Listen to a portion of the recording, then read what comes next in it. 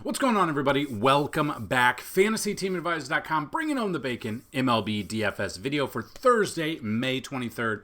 We are back with a small slate, 8 games, 6 on the main. Then we have a 2-gamer here, afternoon slate.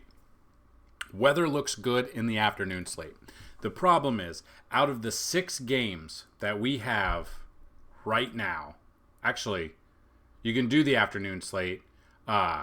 We've got weather concerns in 3 of the 6 games on this slate. So something we're going to look at, a smaller slate. I'm probably going to be playing lightly on this day. I do not trust it. The weather is a concern. I'm a little bit scared of that. But we're going to bring you what we normally do. So if you're new to the channel, you've never been here before, if you find this video just a little bit helpful, hit that like button, subscribe, leave a comment. Help us out with the algorithm. The YouTube algorithm is huge, and it is awesome what you guys have been bringing to the table. We've had a ton of new subscribers since baseball started, and I want to hit the moon. I want 10,000 subscribers before we get to NFL season. Now, we are like 600 from it. I don't remember the number at the moment. We're getting close. I know we can do it. And my goal is, if we can hit 10,000 subscribers before the All-Star break. No, let's say July 4th. Before July 4th, we will give away a 1 lifetime pass. If you haven't followed us on Twitter, @advisors_team, trying to get engagement over there as well. So check out the Twitter as well. If you've never been here before, we go through every single game that's on the slate. We look at the pitchers and the bats that we like. At the end of the video, we will give you the top 20 bats after 10,000 simulations. So we are currently running 10,000 simulations in the background as we speak. Once the video is done, or towards the end of the video, we will give you those top 20 bats. And just like every single video, 2 giveaways every day. First way, like the video, be a subscriber, and leave a comment. Helps the algorithm, helps you. If this video gets at least 50 likes and you've left a comment, you have a chance to win a free week of FTA+. That's a week of MLB, PGA, MMA, and NASCAR. We have shelved NBA for the season. If this video gets 100 likes, chance to win a $30 monthly pass. 150 likes, a chance at a $200 yearly pass. 200 or more likes, a chance at a $500 lifetime pass for you. Second way to win. There'll be a keyword that I will say somewhere in this video. So be on the lookout for it. Once you hear that keyword, type it in there. That will count as your comment for the first part. You can win twice every single day. So what we're going to do is we're going to see who the winner of yesterday's video is. So someone will choose that, and then after that, we will see who the winner is for the keyword. We'll keep clicking this until we get the keyword. Yesterday's keyword was mouse. But Bob Billy 88, Braves need to start hitting, give the mouse some cheese. So that counts as 1. So Bob Billy, if you see this, like the video and email me, dfshelp1@gmail.com. That's dfshelp, the number 1 at gmail.com. And give me a username and email you would like on the website, and we will get you set up for your free pass.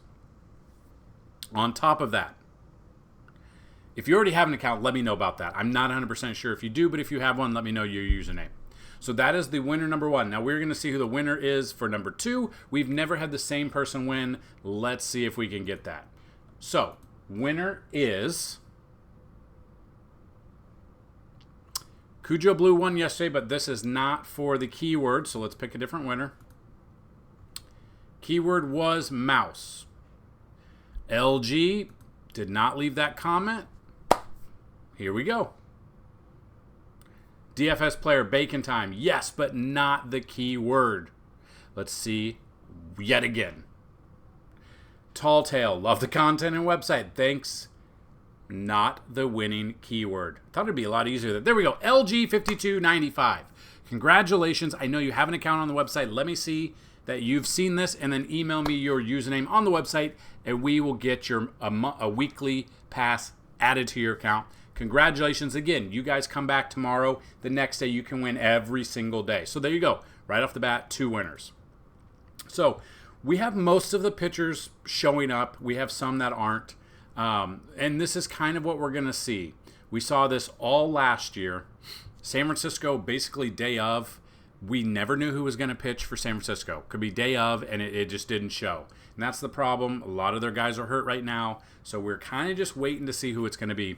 Going up against Paul Skeens. Now, we know Skeens had a fantastic, or had a decent start, gave up 6 earned runs, his major league debut, and then bam, massive game his last time out. 38.9 fantasy points was both against the Cubs, had 11 strikeouts in that game, had a no-hitter going into that game, went to 100 pitches. We're probably looking right around 100 pitches again. Hopefully he's able to do something with that electric arm as long as he stays healthy. Absolutely love Paul Skeens here for 9,500. Especially on a slate like today with the weather, I'm okay with Skeens, 100%. Obviously, he's 9,500. He's a little bit cheaper than Luis Gil. Makes sense. And the weather looks, as of now, the weather looks to be good. So Skeens, love Skeens today. I will be using him. They think it's going to be Mason Black for San Francisco. Looking at that game log, coming off the bullpen, 3 innings pitched against Colorado, the 17th. Well, no, he started, only went 3 innings, has not gone deep into games. I would be looking at Pittsburgh bats. Now, what bats do you think I'm talking about? This is where it's a little bit different. So, these videos are longer for a reason. They give out stuff for a reason. So, we go through all of the batters that we like. And I know he's not faced anyone on this team. I don't care about that. I want the bats. Is it really not going to show? There we go. The bats that I would be using would be pretty much Pittsburgh-only bats here. So, Anil Cruz, Rowdy Tellez, McCutchen I would look at. You could look at Brian Reynolds. I don't mind him. You could look at Joey Bart. Maybe. Connor Joe. But I think the main 3, if you're looking for some sort of Pittsburgh stack, I'm basing that right off O'Neal Cruz. You got Ji-Hwan Bae has come back. He got called back up. Maybe he would be a cheap option for you if you're trying to get a full stack. Yasmani Grandal you could look at a little bit. Brian Reynolds, Rowdy Tellez. There's a good chance that Pittsburgh stack has something cooking on today. So looking at this game, I'm not looking at Mason Black if that's in fact who it is, or it might just be a bullpen day. I am looking at Paul Skeens 100% in almost all of my lineups. Next game, Mariners at the Yankees. The Mariners have had the Yankees number. Luis Castillo started off very slow this year. 110 plate appearances, 156 batting average against him. He's pitching like a stud. Luis Gil pitching like a stud as well. He's faced 12 plate appearances of the Mariners, 25K percentage, so the numbers are skewed. 182 batting average. I like both of these pitchers. I think both are cash options. I think both are tournament options. It really doesn't matter to me. Gil somehow is 10,000. Coming off almost 40 fantasy points against the White Sox, had 14 strikeouts in that game. I think a lot of people are going to be on that, and normally when someone has a big strikeout game like that, they follow it up with a stinker a little bit because they've put his price up 900 since then. I'm okay with Gil.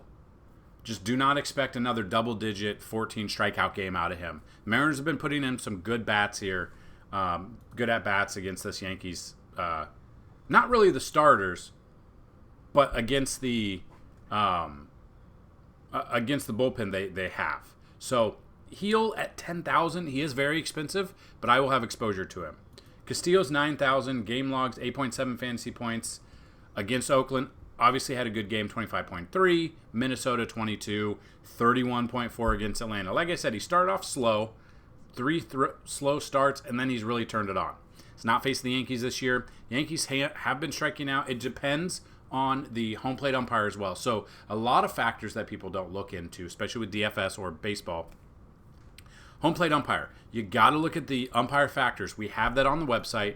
Go under MLB tab, and we've got the umpire factors here. It shows you who's at home plate, if he favors the pitcher, if he's got a higher strike call, zone, stuff like that. It is a big key there. So that is definitely something to watch, and it usually takes a little bit longer for it to come out. So that's what I'm looking at the beginning. So I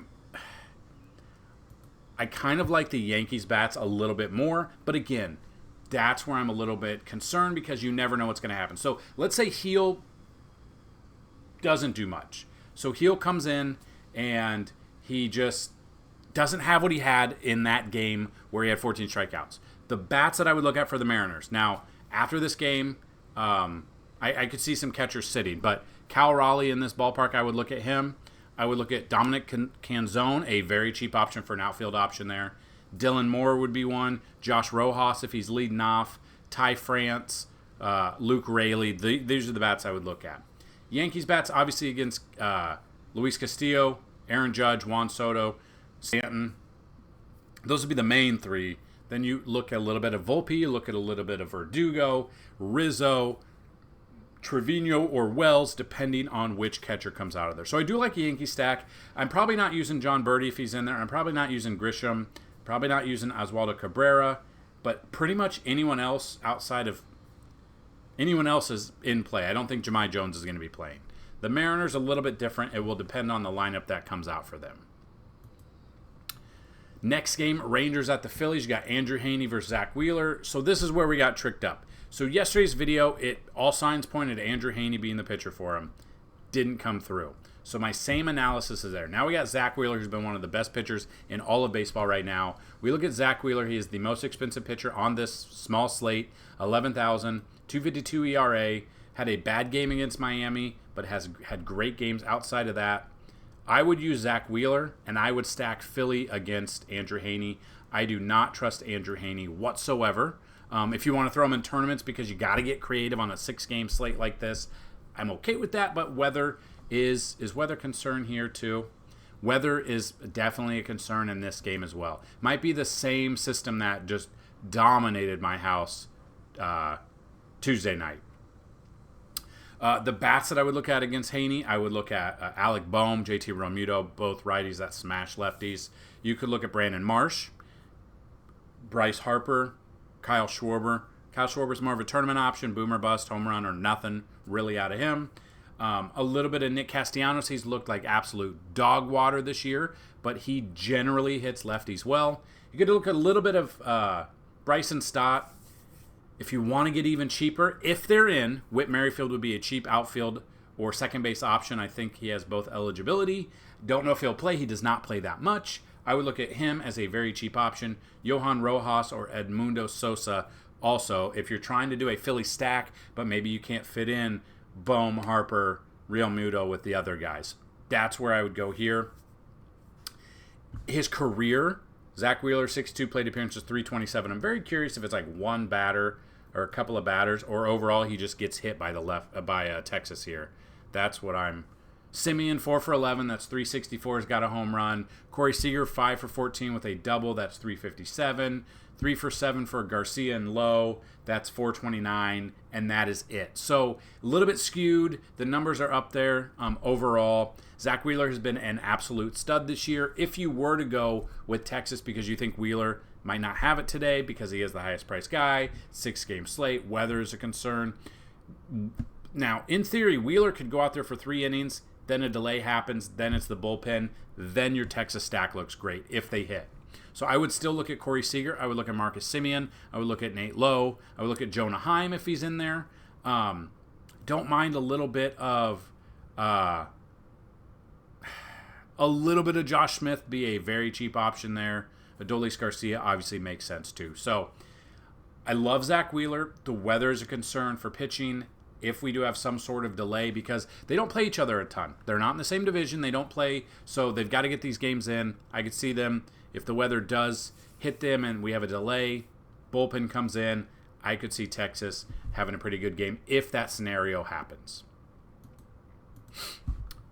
So, Padres at the Reds has a weather concern as well. We got Matt Waldron versus Frankie Montas. Waldron, 26 plate appearances, 292 batting average. We got Montas, 33 plate appearances, 226 with 36.4 K percentage.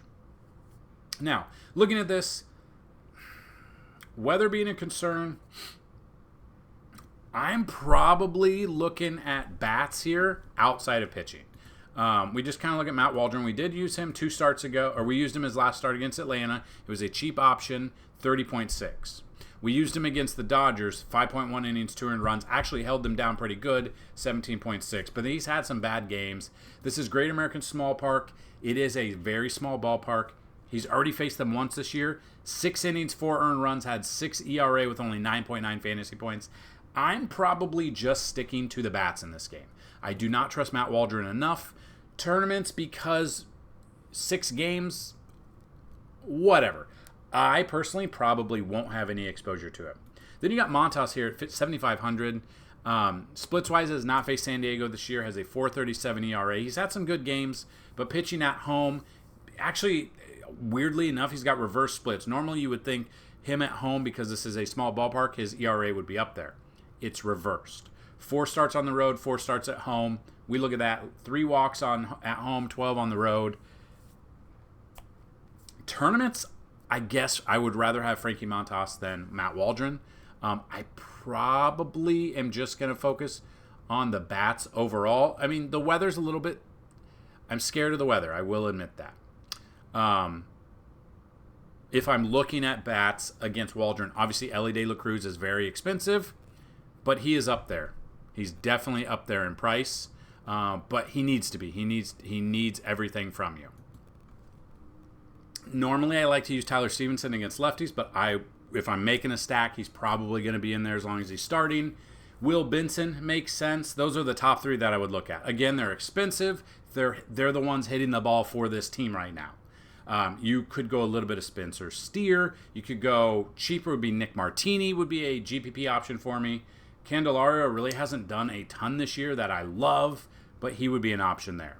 If you don't think Montas is going to be good and you think Padres, you want to stack against them at some point, Manny Machado, Tatis, Cronenworth, Profar, Merrill, these are the big names. We all know this.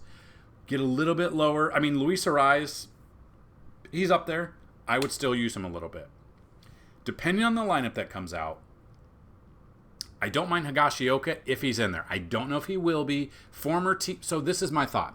If Higashioka is in there, he was a former teammate of Montas with the Yankees. So in my mind, he knows the arsenal. He knows this pitcher. This is something you might not think about. He knows this pitcher's psyche. He knows what he likes to do in certain counts. Again, they weren't teammates for very long, but if you're a good catcher, you're going to know all these things. If Higashioka is in there, cheap catching option on a slate like this against a former teammate, which being a catcher, he should know a lot of what he does.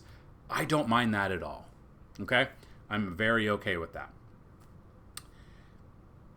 Jose Azocar, you could look at Donovan Solano, but I don't think you want to overthink a San Diego stack here. I think it's the main guys you want, and then if Higashioka is in there, I will take advantage and I will use Higashioka a little bit as well. Get to the next game. Braves at the Cubs. Currently does not show either pitcher here. Let's see who DraftKings thinks. And while we're here, the keyword of the day is Scheffler, as in Scotty Scheffler. As in, why did you arrest him? Scotty Scheffler is the #1 golfer in the world. Your body cam didn't turn on for a reason. Oh, a mistake. Sorry about your $80 pants. I guarantee Scheffler can give you a new pair of brown khaki pants. Keyword, Scheffler.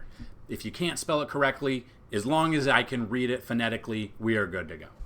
So, looking at this game, Braves at the Cubs. As of right now, it looks like Darius Vines. So he last pitched on 5/20. Actually, no.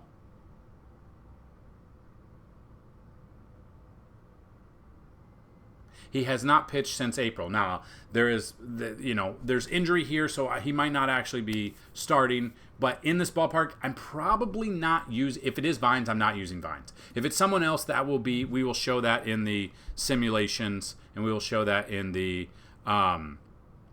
We'll go ahead and show that in the projections and stuff like that.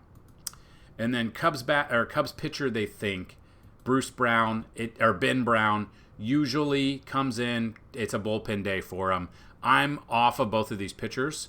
I want nothing to do with these pitchers. I'd rather look at the bats in this one because, again, there's not much to go off of. So we look at that. Obviously, Matt Olson, Ozuna, the big guys in this ballpark if the wind's blowing out especially. Travis d'Arnaud, Michael Harris, these guys I like. You could look at a little bit of Austin Riley. Acuna makes sense, but he's very expensive. Zach Short would be a cheap option there. Jared Kelenic, I don't mind Jared Kelenic here either.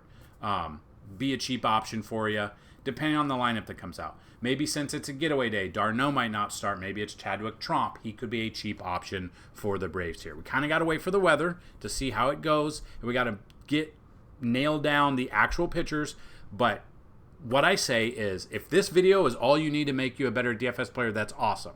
If you want to check out FantasyTeamAdvisors.com, sign up for a weekly pass for $10. You get all of this, what we talked about. You get projections, you get chalk, you get 20,000 simulations. You get it all. It's over on the website, FantasyTeamAdvisors.com. Cubs bats I would look at against, if it is Vines or whoever it is, say Suzuki, Patrick Wisdom, Chris Morel has to be any Cubs until his wheels fall off. I'm on that Morel train. Dansby Swanson against his old team, I'm still going to be on that train as well. Bellinger makes sense. Cheaper options, Mike Tauchman, Michael Busch, Nico Horner, these guys are what I'm looking at. If Yan Gomes is in, he makes sense. If he is not, I don't mind Miguel Amaya here. A lot will be dependent on who's the actual pitcher, but if it is Darius Vines, I absolutely love a Cubs stack here. Then we've got the final game on this main slate, because this game right here is not on there. These two games are not on there for whatever reason. We got Ryan Feltner versus Joey Estes. Rockies, Athletics. Feltner, 5 plate appearances. He hasn't faced him. Cheap option, though. 6,000 going in Oakland, going against a very bad Oakland team. Does have a 5.69 ERA, though. That's the problem. Has not faced Oakland this year. Pitching on the road, has a 6.55 ERA. It is Oakland, so I will throw him in a tournament lineup. I don't love him, obviously. I'll throw him in a tournament lineup. That's probably it for me. Yeah, I mean, Oakland's bad. Colorado's just as bad. We got Joey Estes here. Tournament-wise, I'm okay with him, but again, bad game against Houston, 9.35 ERA. He was supposed to pitch on Wednesday. For whatever reason, they pushed him back. I liked him a little bit there. His price is still there because Colorado's not good. If you're not using either of these pitchers and you're very curious on bats to use, there's not a ton that I love for Colorado. Ryan McMahon, Brendan Rodgers, Brenton Doyle, these three are the ones I would look at. Tovar, Hunter Goodman, you could look at a little bit. That's basically it. Is Chris Bryant off the IL? Is my man's off the IL?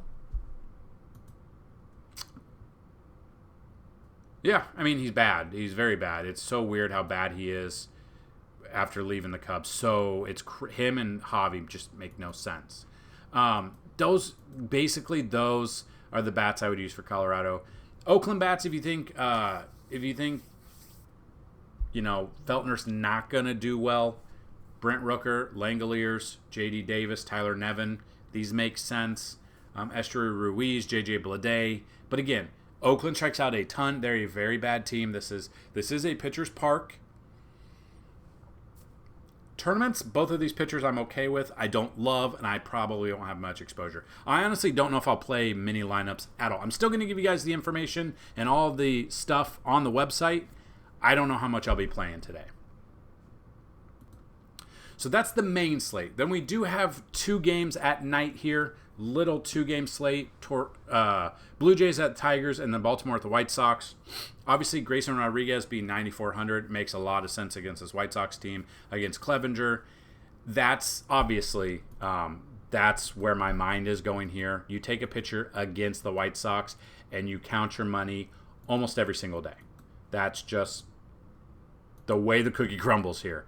That's what I would look at. He's only faced him 18 plate appearances, so basically 1 start, not a very long start. 176 batting average against him. With Eloy being on the death taxes and Jimenez being on the IL, you can guarantee it. I would be looking at Grayson Rodriguez. Lock it in for this early. Obviously, he's going to be very expensive, or he's going to be very highly owned. His ownership's going to be through the roof. I would look at Grayson Rodriguez. I would also look. If it is Kevin Gausman against Detroit, I don't mind him. The only pitcher I do not like on this 2-game night slate is Mike Clevenger against Baltimore. Throw him in tournaments I'm okay with, I guess, but I'd rather take Baltimore bats. Henderson, Cowser, Mountcastle, Rushman, O'Hearn, Westberg, it doesn't matter. I'm looking at a Baltimore stack here against Clevenger. I am looking at Grayson Rodriguez 100%.